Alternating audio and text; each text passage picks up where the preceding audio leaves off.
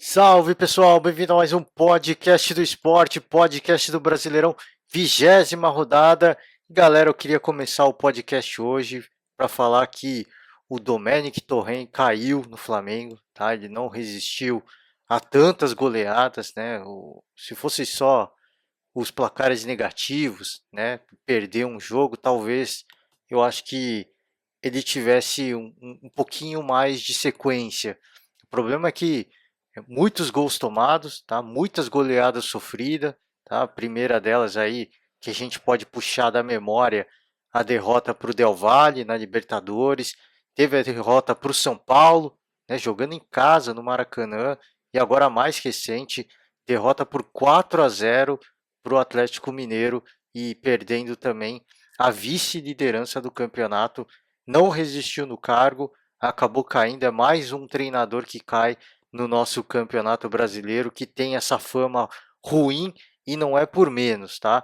Infelizmente, tá? A gente tenta defender o trabalho, a sequência, mas infelizmente parece que o Domenic não conseguiu, tá, se adequar ao esquema de jogo brasileiro. Eu não sei o que aconteceu, o fato é que ele vinha tomando goleadas em sequência e a gente não via qualquer ponta aí, qualquer sinal de melhoria no setor defensivo do Flamengo. Então, a gente obviamente fica chateado quando acontecem essas trocas, porque o Flamengo já vai em busca de mais um treinador essa temporada.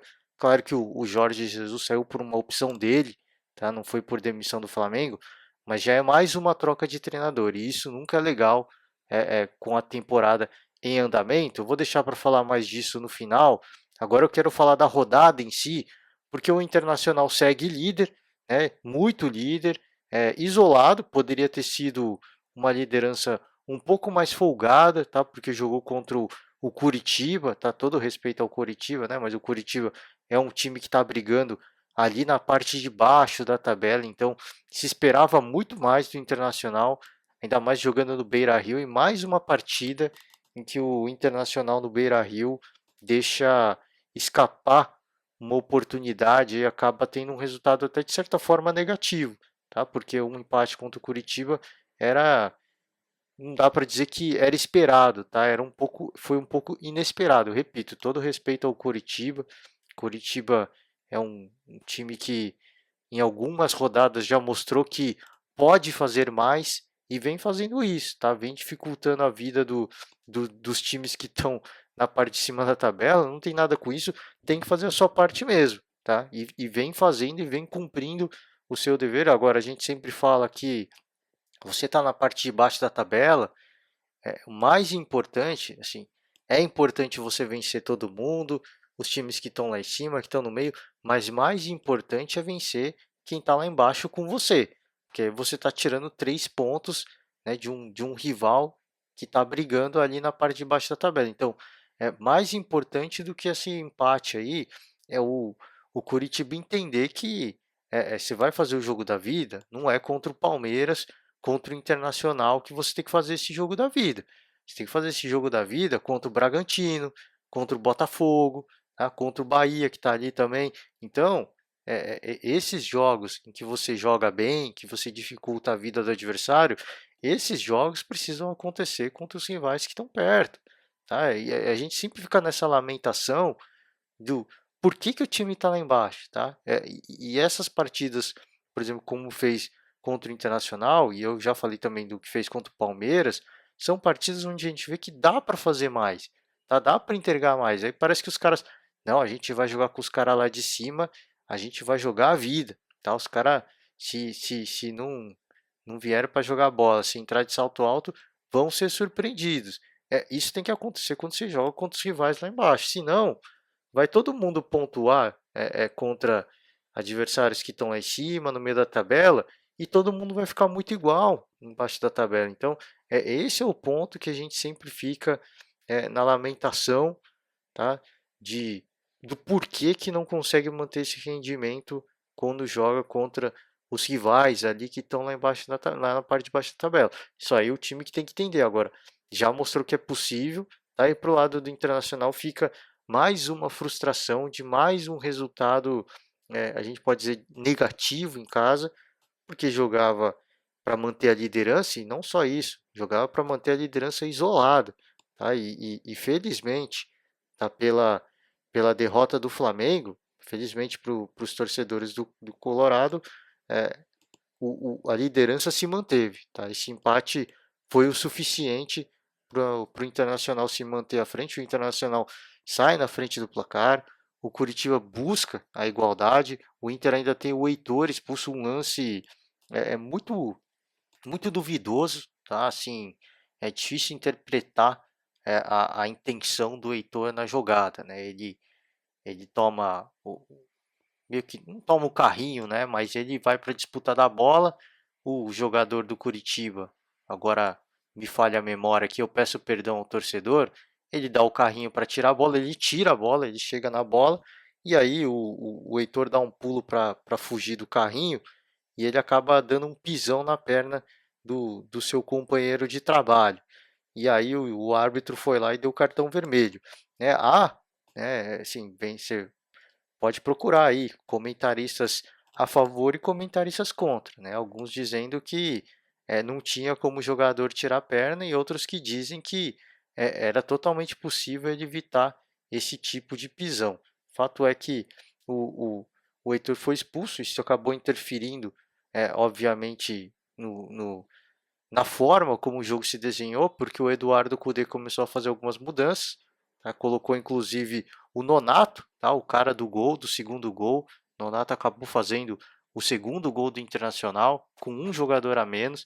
Parecia que ia se encaminhar, tá? Para uma vitória sofrida, mais uma vitória. Mas não, o Curitiba consegue buscar a igualdade e sai com um resultado é, é, de certa forma, muito positiva para o Curitiba, porque pontua, consegue mais um ponto. Tá? Para quem está lá embaixo da tabela, um ponto é sempre muito importante, mas repito, né? Precisa ter esse rendimento quando se joga contra os adversários, tá? Que estão brigando para não cair. Mas fica mais um exemplo de que dá para jogar bem, de que dá para fazer mais. E para o Internacional, precisa se reencontrar jogando em casa, pelo menos, tá? Não é motivo para crise, para reclamação, mas jogando no Beira-Rio precisa fazer prevalecer, né? O seu mando de campo, o fato de estar jogando em Porto Alegre é um fator que tem que ser valorizado, não pela questão da torcida, mas pela questão do descanso. Tá? O deslocamento é mais curto, você está muito mais descansado do que o seu adversário. Então tem que fazer valer esse ponto a favor. Claro que a torcida era um, um fator de peso e de muito peso, tá? Mas mesmo sem a torcida, existe essa vantagem de você percorrer uma distância mais curta, você está perto de casa, você está perto do seu CT de treinamento, então tem todos esses pontos e o Inter tem que começar a usar isso a favor, tá? O Internacional, o torcedor, tá? Do Colorado vive, a gente pode dizer de certa forma um drama, tá? Porque o, o, o Kudê aparentemente vai sair, tá, do Internacional. Já dizem que jornais espanhóis já dão como certa, tá, a saída do Eduardo Cudê do Internacional e parece, tá, que ele comunicou a intenção de sair do Internacional, proposta do Celta de Vigo. Tá? Então, jornais espanhóis já noticiaram que ele vai sim, tá, esse Celta de Vigo, um time da Espanha, e os jornais espanhóis já noticiaram que ele vai sim para a Espanha. É diferente, cara. Assim, é um mercado totalmente diferente. Treinador argentino, tá? Jogava na Argentina, veio para um futebol onde não digo que o futebol brasileiro é maior que o argentino, mas onde as cifras são muito maiores, tá? Até por isso ele aceitou vir para o Internacional. E agora você ter a perspectiva de ir para o futebol europeu é uma oportunidade talvez única na vida e é muito provável que se essa proposta de fato aconteceu e se o projeto, as cifras né, foram muito boas, é claro que o Eduardo Cudê vai aceitar e ao que tudo indica ele vai sair do Internacional, então fica um drama, tá, para o torcedor colorado, assim como aconteceu com o torcedor rubro-negro, com o Jorge Jesus saindo, tá, o Inter numa situação muito favorável, tá, na tabela do Campeonato Brasileiro, Libertadores, enfim. O Eduardo Cudê fazendo um excelente trabalho e agora sair nesse momento da temporada para o Internacional é muito ruim, tá?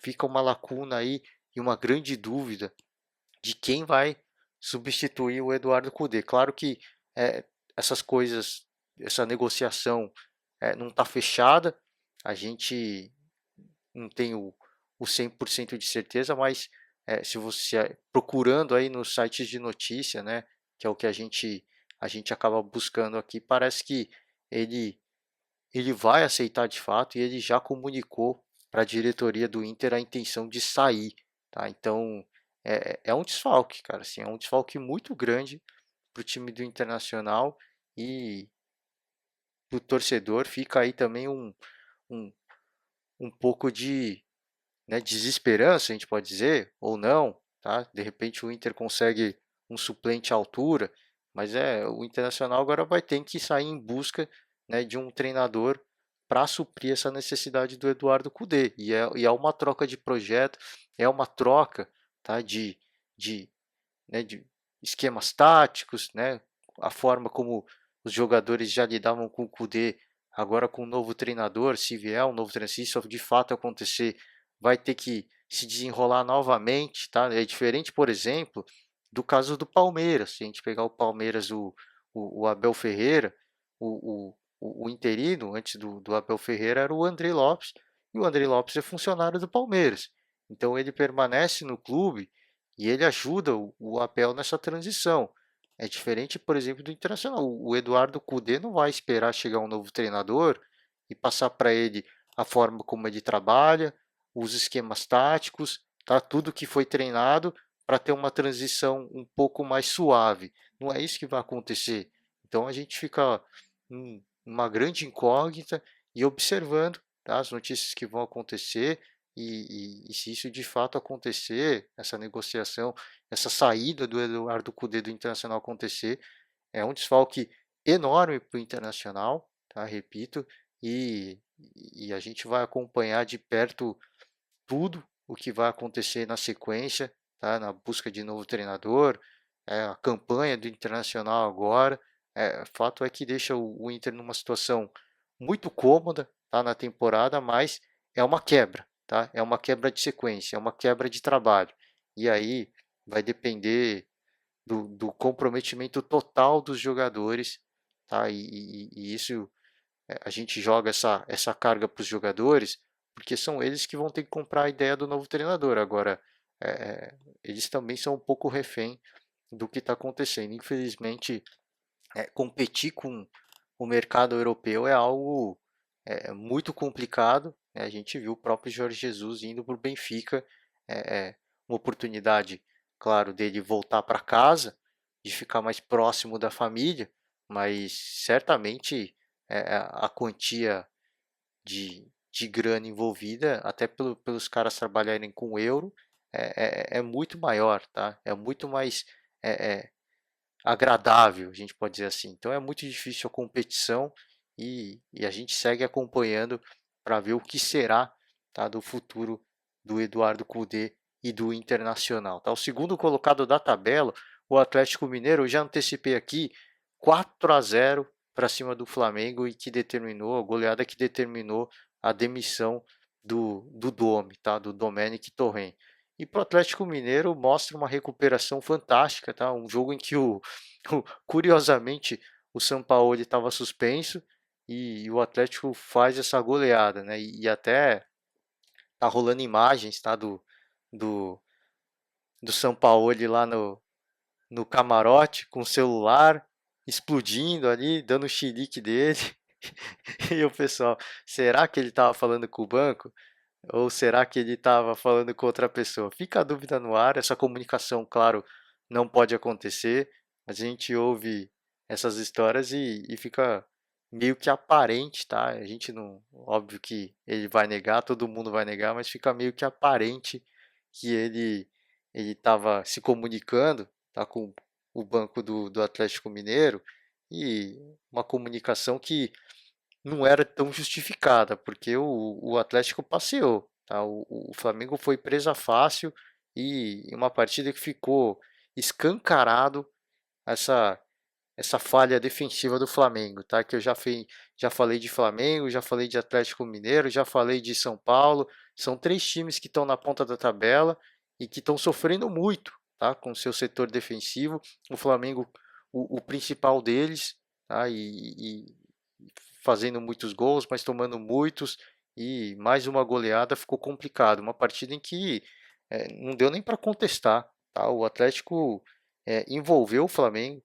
entrou pronto, tá? Para jogar contra o Flamengo. Claro que o goleiro, o Everson, teve que fazer grandes defesas e se de repente sai um dos gols do Flamengo, aí a história do jogo poderia ser outra, né? Igual o jogo do São Paulo, né? Se tivesse feito convertido um dos pênaltis, talvez a história do jogo fosse diferente, tá? Mas não conseguiu. O Everson fez, acho que pelo menos duas grandes defesas e manteve aí o, o placar zerado para o lado do Atlético Mineiro. Teve gol do Zarate, do Queno, tal, contra do Gustavo Henrique, o primeiro deles, né? O primeiro foi um gol contra do Gustavo Henrique. Que fase ruim que vive o Gustavo Henrique também. Gol do Eduardo Sacha.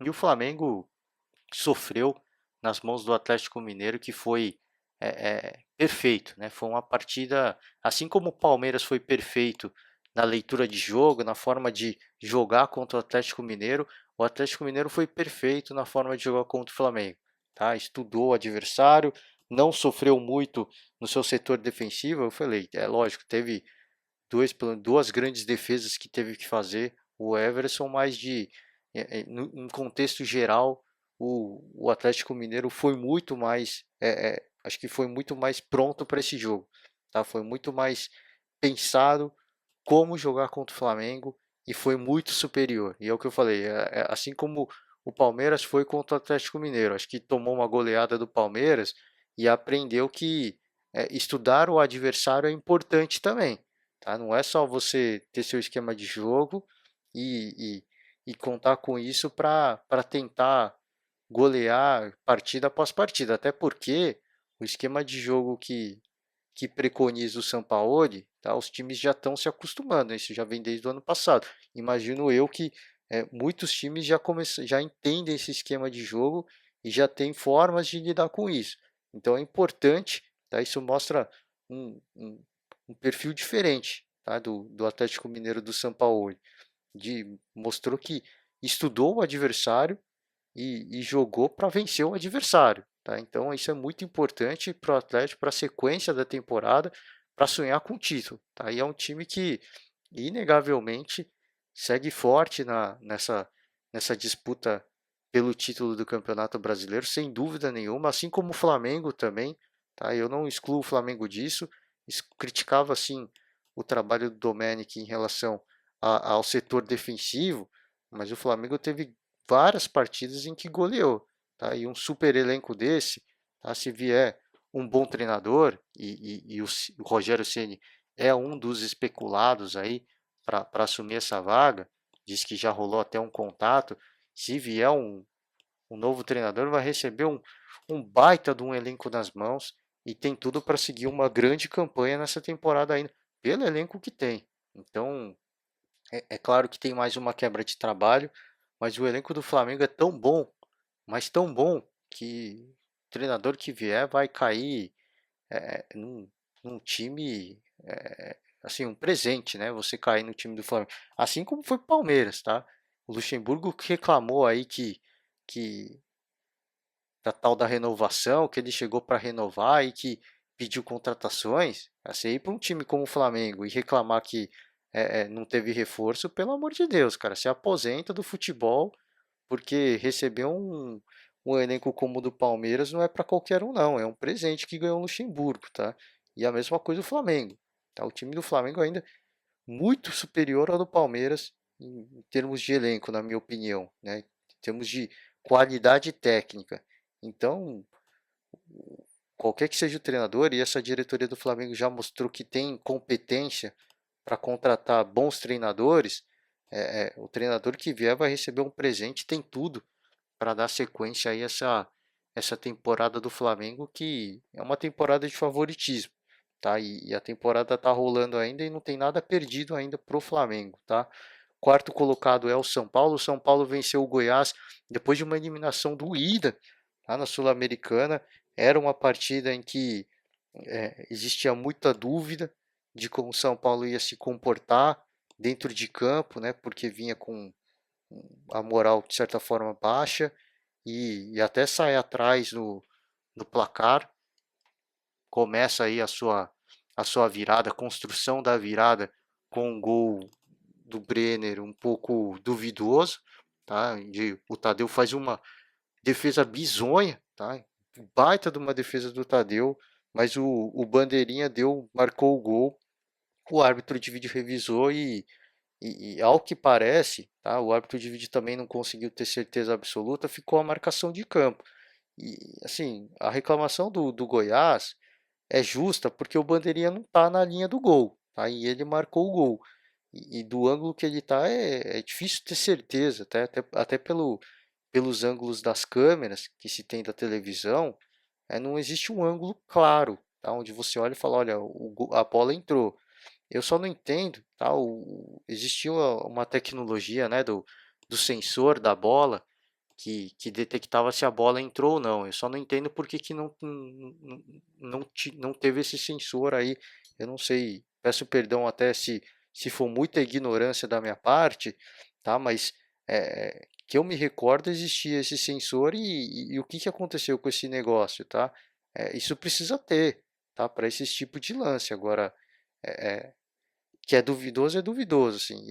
Minha opinião pessoal, eu acho que foi gol, tá? Porque tem um ângulo que parece que entrou bem, assim, a bola, mas, repito, aí você pega outro ângulo, já parece que não passou totalmente. Para ser gol, a bola precisa entrar totalmente. Então, a reclamação, apesar de achar que foi gol, a reclamação do Goiás é justa e o Tadeu fez uma baita de uma defesa. Impressionante a defesa que fez o Tadeu. E depois o Igor Gomes, tá? Fecha a fatura, vence o São Paulo, segue vivo, segue muito vivo e pode terminar ainda como o líder do primeiro turno, tá? Porque tem muitas rodadas, hein? Apesar do segundo turno já ter começado, o São Paulo ainda tem 3 partidas a menos e está na quarta colocação, com 33 pontos, 3 pontos atrás do líder internacional. Então o São Paulo tem totais condições de terminar como líder do primeiro turno, tá? Quando tirar essas partidas de atraso da fila aí, tem totais condições de assumir a liderança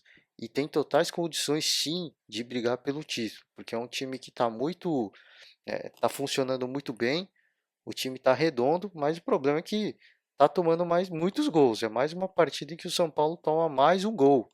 Então e tem que buscar a virada, tem que buscar o resultado mais uma vez. Então, é, é, até quando esse desgaste mental o time do São Paulo vai aguentar, entendeu? Esse é o ponto. Então, o jeito que o São Paulo joga, vem fazendo muitos gols, legal, muito bacana. Tem tudo para disputar o título. Agora, muitas partidas também que o São Paulo tem que buscar um resultado negativo. Tá? É um desgaste emocional desnecessário. Tá? E já reclamamos, e não só eu. Tá?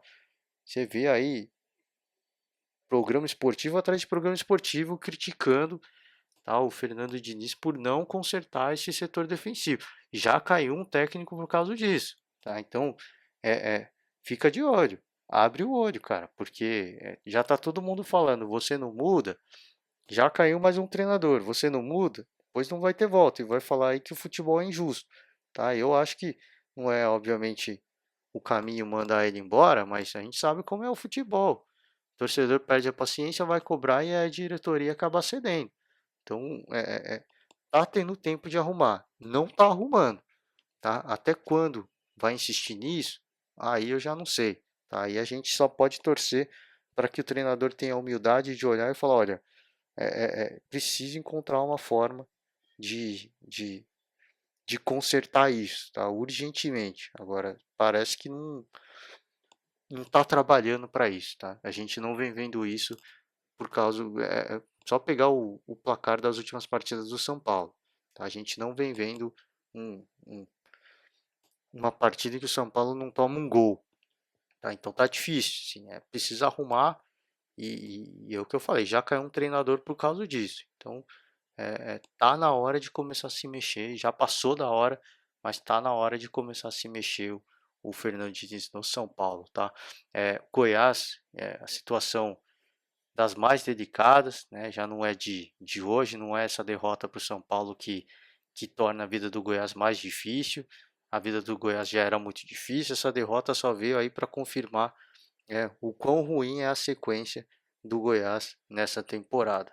O quinto colocado é o Fluminense perdeu aí a quarta colocação para o São Paulo, acabou perdendo para o Grêmio, gol do PP, e o Odair Helma, que treinava o Internacional e teve vida difícil jogando contra o Grêmio, a sina continua, jogou contra o Grêmio e acabou perdendo no Maracanã, e o Grêmio prevalece na partida e pontua pontua bem, né? Segue ali na busca do topo da tabela, vem se recuperando as últimas rodadas do Grêmio, impressionante, tá? Engatando uma bela sequência, e para o Fluminense nada para se desesperar, obviamente, mas perde aí a posição no G4, né?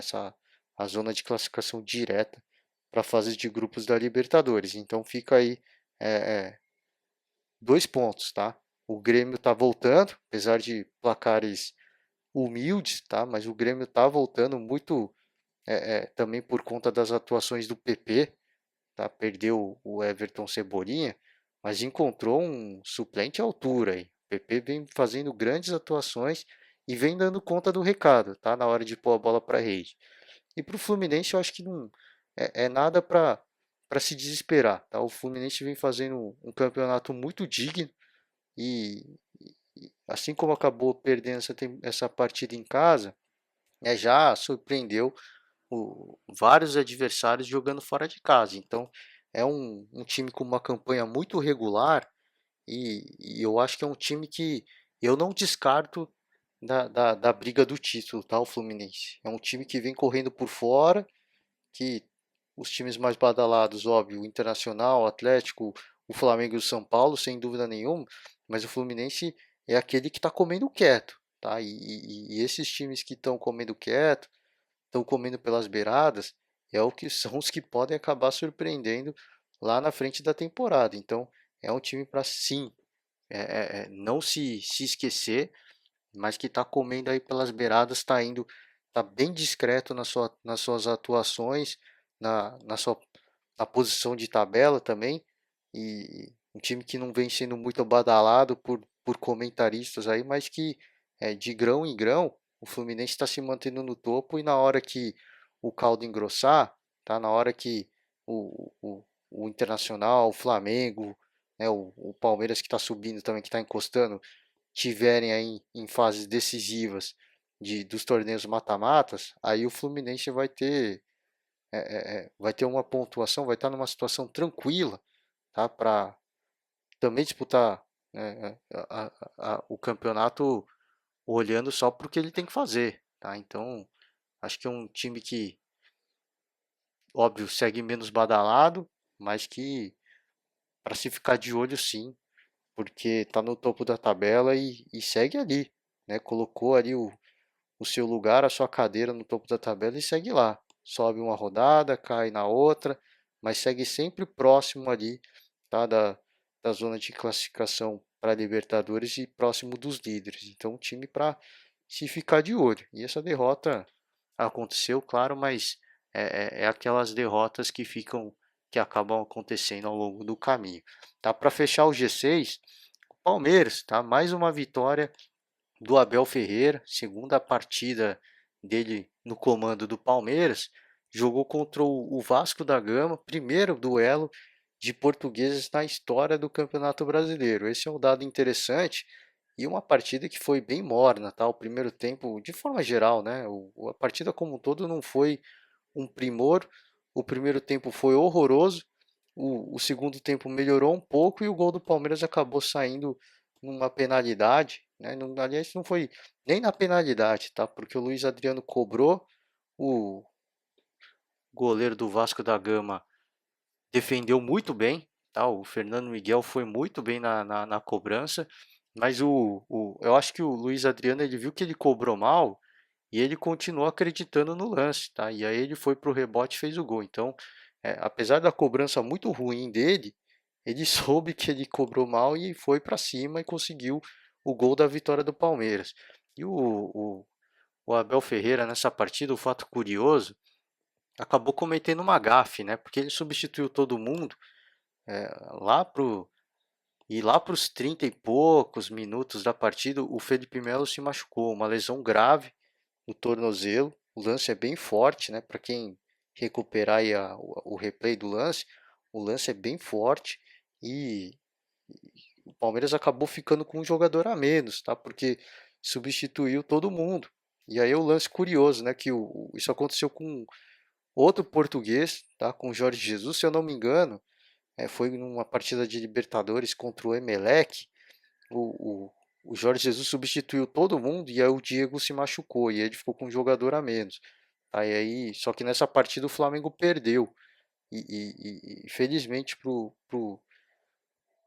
Abel, o Vasco da Gama não conseguiu reagir. Tá? Mesmo com um jogador a mais, não conseguiu um lance de expressão, não conseguiu um lance de perigo real. Tá? Ficou lançando bola na área e nada aconteceu. Não conseguiam ter força para buscar um gol de empate ou até quem sabe sonhar com sair vitorioso dessa partida. Então é mais uma partida que o Abel Ferreira mostrou que está usando o esquema do Andrei Lopes, tá? E aí é aquela coisa que eu estava falando, né? Quando eu falei do Internacional, do Cudê, da possível troca, o importante do Palmeiras é que o Andrei Lopes ele é funcionário do Palmeiras e ele está ajudando, tá, o Abel Ferreira nessa transição.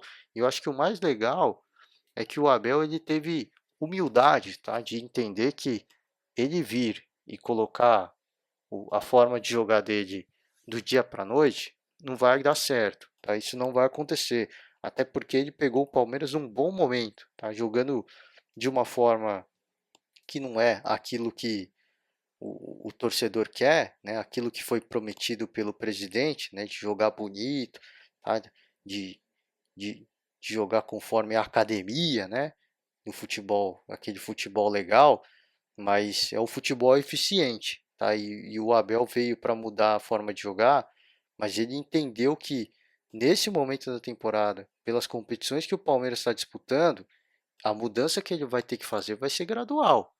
Ele vai ter que fazer um trabalho de formiguinha, mudando pouco a pouco, porque esse esquema está funcionando, tá? Não é bonito.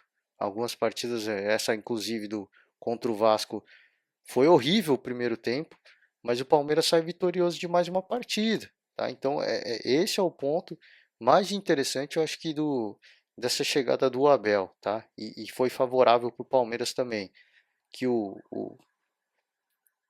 interino continua no Palmeiras e continua ajudando. E o Abel ele teve a humildade de entender que não dá para mudar tudo do dia para a noite. Né? A gente vê clubes aí que trocam de treinadores e o treinador que chega quer colocar o jeito dele jogar do dia para a noite. Né? E isso aconteceu com o próprio Domenic Torrent no Flamengo. Tá? Mudou muito a forma do Flamengo jogar e eu acho que, claro, o Jorge Jesus não estava lá para ajudar ele, mas ele é um grande profissional e ele tem uma grande comissão técnica para ajudá-lo a fazer isso, de entender como o Jorge Jesus jogava e manter esse trabalho, até porque os jogadores também, ele podia muito bem conversar com os jogadores, de entender como é que o Jorge Jesus jogava para ele fazer uma transição mais tranquila. Agora, ele chegou colocando o jeito dele jogar e isso acabou, né, terminando de uma forma ruim. A história, o ciclo não se completou, infelizmente. Então, eu acho que esse talvez seja o ponto que, pelo menos eu, tenho mais a fazer elogio para o Abel Ferreira, porque ele veio, obviamente, para reformular, para mudar o jeito do Palmeiras jogar. Só que com a temporada rolando, isso não vai acontecer de jeito nenhum, tá? Então, ele teve a humildade de olhar e falar, olha, eu não quero desperdiçar essa temporada do Palmeiras de jeito nenhum. O time está lá em cima da tabela do Campeonato Brasileiro, está na fase de mata-mata da Libertadores, vai jogar a Copa do Brasil, então eu tenho que dançar conforme a música, né? Se essa música que está tocando agora, eu vou dançar essa música, apesar de não ser a minha favorita, mas eu vou dançar. E aos poucos eu vou mudar a música e vou fazer a minha dança. Então acho que isso é a coisa mais legal e o Palmeiras está se saindo muito bem e ele chegou e segue invicto, 2 partidas, 2 vitórias e segue aí com a sua missão ainda de reformular o jeito do Palmeiras jogar. Vai ter muito trabalho, viu? Por essa partida ficou claro que ele vai ter muito trabalho pela frente para mudar, tá? E do lado do Vasco, tá? O Ricardo Sapinto, sim, eu não conhecia, assim, para ser bem sincero, o trabalho dele, mas a partida que fez o Vasco para mim foi muito aquém, eu acho que também do que a gente podia esperar nessa atuação do Vasco contra o Palmeiras. Tá claro que o, o, o Sapinto deve ter estudado o Palmeiras, e visto que era um time de contra-ataque muito rápido, uma transição muito veloz e que pune no contra-ataque. Então, se firmou muito bem defensivamente, mas você só apontar tá com uma defesa muito forte, sem muita criação, sem muita opção do meio-campo para frente, tá? E isso não é opção de jogador, tá? E de esquema tático mesmo. É difícil, sim, você quebrar a linha de marcação do Palmeiras, porque o Palmeiras é um time que se defende muito bem. E isso ficou claro, tá? Quando o Palmeiras ficou com um jogador a menos, sem o Felipe Melo. Ficou claro, tá? A falta de poder de reação do Vasco. Então, assim, é um outro treinador que vai ter muito trabalho pela frente, tá? Tem grandes jogadores, o Vasco acho que para o Sapinto fazer um bom trabalho, tá? Eu acho que tem condição sim de fazer um bom trabalho com esses jogadores que estão aí, até porque esse elenco já liderou o Campeonato Brasileiro. Então eu acho que tem condições sim de fazer um bom trabalho. Agora, é, só o dia a dia vai dizer, tá? Porque ele chegou no Vasco numa situação difícil, e quando a situação está difícil, é claro, você naturalmente vai querer mudar tudo, mas a princípio parece que optar, tá? Lógico que você tende a optar por ser defensivo para não perder partidas, tá? Mas se você vai optar por ser defensivo, você precisa garantir pelo menos um empate. E o Vasco não conseguiu isso, não foi bem sucedido nisso nessa partida contra o Palmeiras, tá? Me parecia que o Vasco estava buscando sempre um contra-ataque, tá? E o contra-ataque não aconteceu porque o Palmeiras conseguiu se defender muito bem. O Palmeiras é um time preparado para lidar com esse tipo de situação. Não se expõe muito, não vai muito para o ataque, tá? É um time também mais de contra-ataque, então você apostar, jogar contra um time de contra-ataque, você querer jogar no contra-ataque contra um time de contra-ataque, vai prevalecer o time que tem mais qualidade técnica, e esse time foi o Palmeiras, tá? Então, tem um trabalho longo pela frente, não vi ainda assim, uma identidade, a gente pode dizer assim, né? Não vi ainda uma identidade no trabalho do Ricardo Sapinto no Vasco da Gama e o resultado ainda é esse, tá? O Vasco numa situação muito difícil, tá? Na zona do rebaixamento, junto com o Botafogo, tá? Dois grandes, né, cariocas ali embaixo, isso nunca é legal, tá? Então a gente fica na torcida para que ele consiga fazer um bom trabalho, para que isso seja assimilado pelos jogadores e que eles consigam que eles comprem, né, a ideia do treinador e que eles consigam juntos tirar o Vasco da Gama dessa situação bastante incômoda, tá? Para finalizar, falar aqui rapidamente dos outros placares. Santos empatou, Santos é o sétimo colocado, empatou com o Bragantino, uma partida em que o Santos sai na frente, um chute pelo lado esquerdo do Soteldo, do Léo Ortiz faz o gol contra, tá? Ele meteu o bração na bola, o juiz chegou a marcar o pênalti, mas como a bola entrou, ele validou o gol mas aí o Léo Ortiz no final do jogo conseguiu aí o gol de honra, o empate para o Bragantino, que segue fora da zona do rebaixamento, tá? O Bragantino é o primeiro time fora da zona do rebaixamento, acabou jogando um balde de água fria aí no Santos, que estava vencendo a partida, tá? É, seguiu, o Grêmio eu falei, venceu, tá?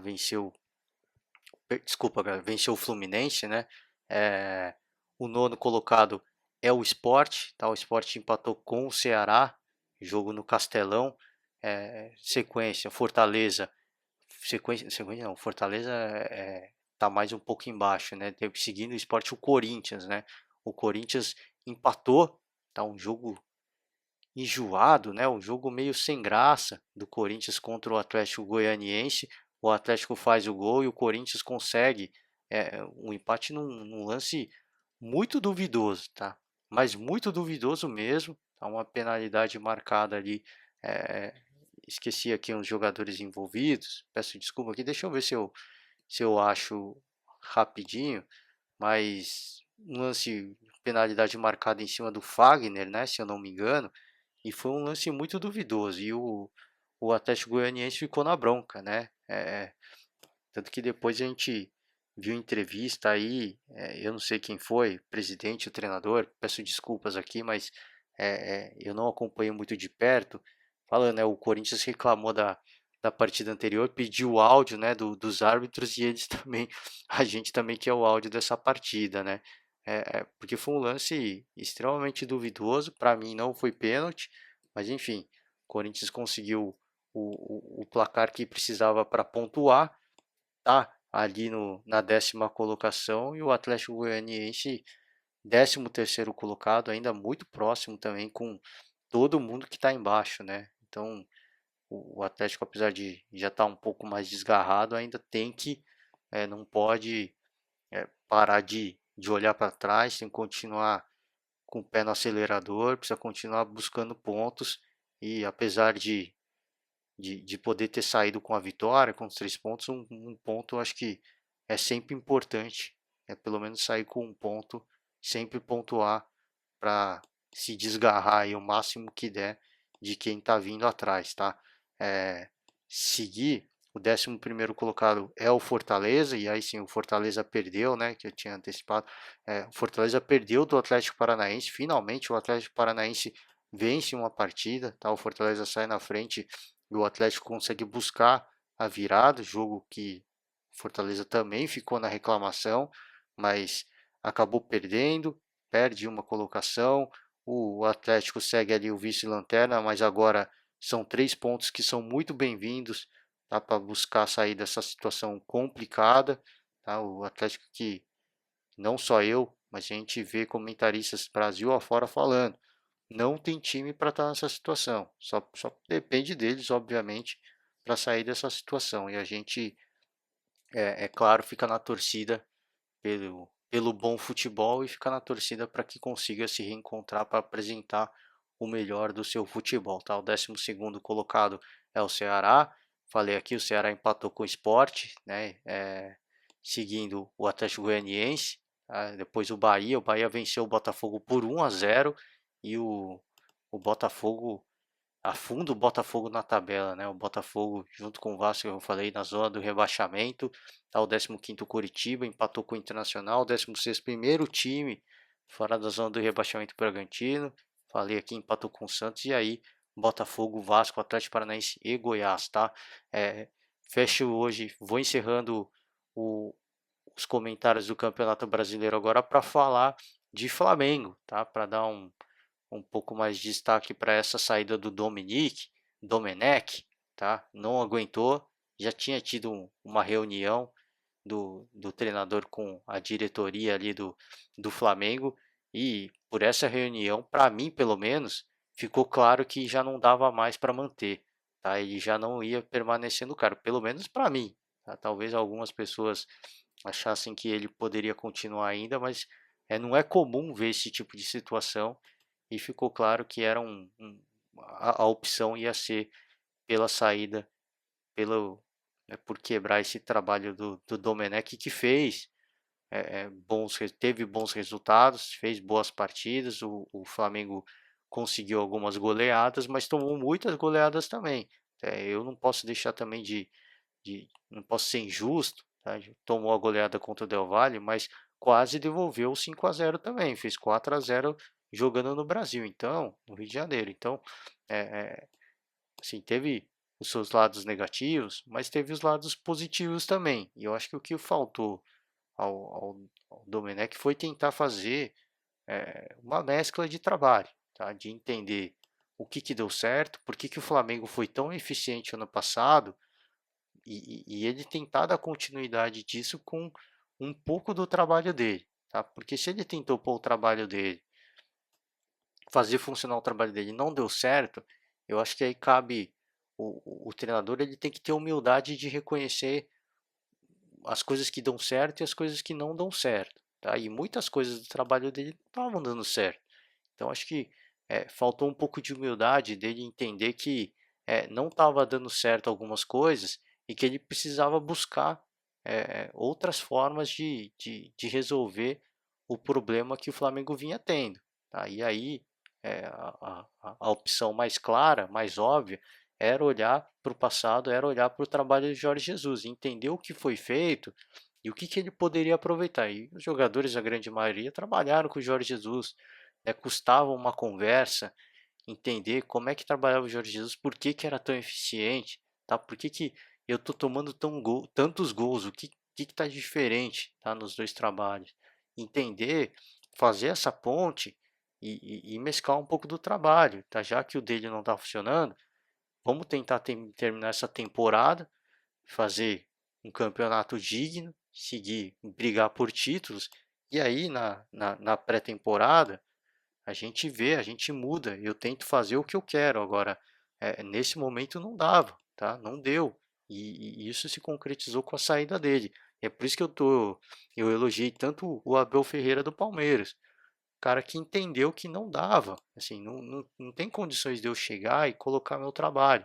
Senão, eu jogo a temporada do Palmeiras no lixo, tá? Eu preciso seguir esse trabalho que está sendo feito, preciso dar continuidade para isso e depois eu vou mudando, né? No ano que vem eu mudo, tá? Quando eu tiver tempo de trabalhar de uma temporada para outra, aí eu mudo. Agora, nesse momento não dá. E o treinador eu acho que precisa ter essa maturidade, essa humildade de olhar olha, não dá para mudar do dia para a noite. Apesar de ter grandes jogadores, caras muito profissionais, não dá para eu mudar do dia para a noite e achar que vai funcionar. E não funcionou algumas vezes, mas em outras vezes não.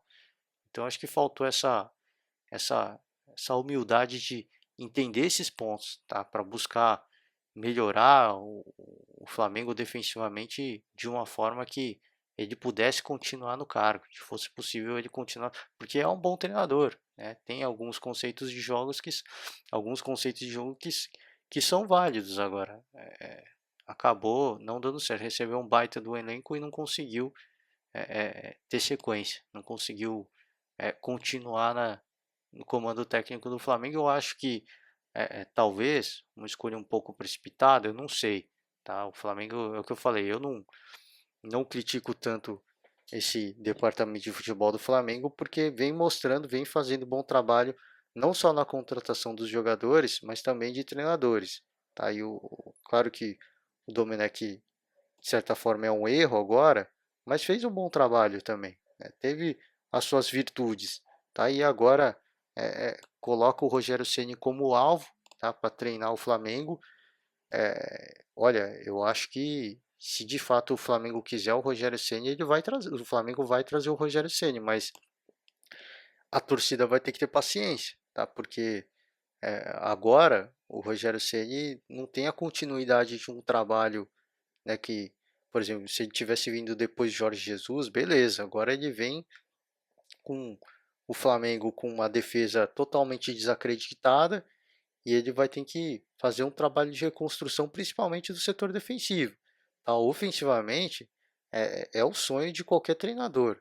Tá? Então, se isso de fato acontecer, essa ofensiva acontecer, eu acho que não vai ter como. Tá? Até porque o Rogério Ceni ele tem a precaução quando se trata principalmente dos clubes paulistas, tá? Porque foi ídolo no São Paulo e ele ir para qualquer outro rival do São Paulo é complicado, tá? Até pelo que por ter sido ídolo no São Paulo, tal, a torcida vai pegar no pé dele. Agora você ir para o Rio de Janeiro é outra história. Então, eu acho muito possível, tá, do Rogério Ceni ir para o Flamengo, mas repito, tá, o Flamengo, a torcida, a diretoria tem que entender que, tá, pode ser uma temporada perdida. Tá? Não adianta chamar o Rogério Ceni e achar que ele vai fazer o milagre acontecer. Tá? O que você falou do Domi vale para o Rogério. De repente buscar soluções no trabalho que foi feito com o Jorge Jesus. É possível, mas você entende que já teve uma quebra muito grande, tá? Já se passou muito tempo, tá? Entre Jorge Jesus e Rogério Ceni, tá? Já teve uma quebra de trabalho muito grande. Então ele vem obviamente com esse trabalho de, claro, dá para buscar no passado, dá para conversar com os jogadores, dá para tentar entender a forma como o Mister trabalhava e fazer funcionar um pouco disso no trabalho do Rogério Ceni. Se isso de fato acontecer, agora já houve uma quebra, né? Essa cobrança que eu faço ao Domi, que eu fiz ao Domi de tentar dar continuidade ao trabalho de Jorge Jesus, já não vale tanto, porque agora já teve muita quebra do trabalho que foi feito. Tá? Os jogadores já entraram em outro esquema, em outra vibe. Claro que dá para buscar algumas coisas, mas muita coisa já mudou. Tá? Então, se de fato acontecer, o Rogério Ceni for o alvo do Flamengo, o Flamengo buscá-lo e quiser manter ele, né? Não buscar ele como uma opção temporária para no ano que vem buscar um treinador gringo de novo. Se o Flamengo realmente quiser ele como um treinador para o futuro, eu acho que é um bom nome, tá? E um cara que merece essa oportunidade, né? Receber um elenco como esse do Flamengo, um time com uma estrutura do Flamengo. Agora vai precisar de respaldo. Tá? A sequência do Rogério Ceni no Flamengo pode não ser tão positiva nos primeiros jogos. Então, acho que isso cabe o Flamengo, a diretoria, entender que isso pode acontecer. Tá? Isso é passível de acontecer. Tá? Então a gente acompanha, obviamente, essa sequência, né, do que vai acontecer, quem vai ser o novo treinador e realmente, assim, se a primeira opção for o Rogério Ceni, eu acho que não vai ter como recusar. Espero de fato que ele não recuse, porque é uma grande oportunidade que tem. Agora cabe ao Rogério, ao empresário dele, a quem assessora a carreira dele, de entender o que vai ser essa ida para o Flamengo, tá? Se vai ser uma ida tapa-buraco para encerrar a temporada, ou se vai ser uma ida para ele ser o treinador em definitivo, para ele ter respaldo, para ele ter a confiança da diretoria. Eu acho que esse vai ser o maior trabalho do Rogério Ceni para ele entender, né, nas conversas com o Flamengo, o que é saída. É para terminar a temporada? Se for para isso, eu não vou. É para eu ser o treinador daqui, continuar sendo treinador daqui a 3, 4 anos? Então, beleza. Então, eu estou indo agora. Tá? Então, acho que é uma decisão difícil. Tá? Claro que isso está no campo, talvez até das especulações. A gente não sabe se o contato de fato aconteceu, se o Rogério Ceni está aberto a receber proposta. A gente vai acompanhar essa novela e na expectativa que se concretize logo, tá? Para que o Flamengo consiga seguir a temporada, se consiga continuar essa sequência, ter a sequência nessa temporada e continuar favorito, firme e forte em todas as competições, tá certo? Vou encerrando o podcast de hoje. Amanhã a gente está de volta com mais assunto. Eu queria deixar aberto, fica sempre aberto o convite para vocês.